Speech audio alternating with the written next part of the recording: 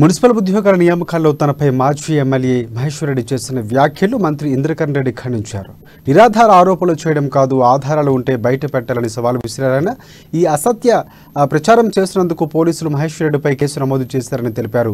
పోలీసులు ఇప్పటికే ఆయన్ను నోటీసులు జారీ చేశారని, ఆరోపణలకు రుజువులు చూపించాలన్నారు. తప్పు చేస్తే చట్ట ప్రకారం ఎలాంటి శిక్షకైనా తాము సిద్ధమని మంత్రి అన్నారు.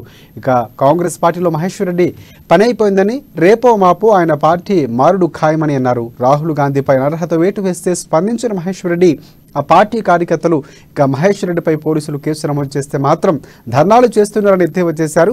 రాహుల్ గాంధీ లోక్సభ సభ్యత్వాన్ని రద్దు చేస్తే మొదటి స్పందించింది బీఆర్ఎస్ పార్టీయేనని, కానీ కాంగ్రెస్ పార్టీ మాత్రం నిస్సహాయ స్థితిలో ఉందని వ్యాఖ్యానించారు.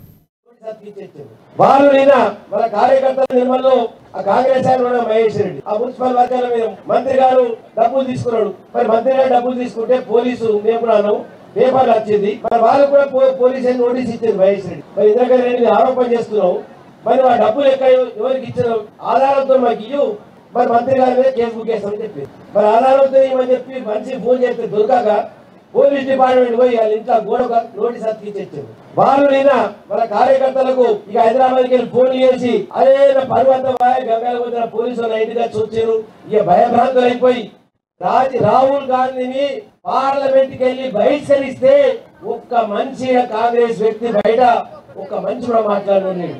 అదే నోటీస్ అంటిస్తే ఇంద్రకరణ్ రెడ్డి నా మీద పగ తీసుకుంటాడని చెప్పి మరి అన్ని మండలాల్లో కూడా దుబ్బుడు చేశారు. మరి రాహుల్ గాంధీ నాయకుడిని బహిష్కరి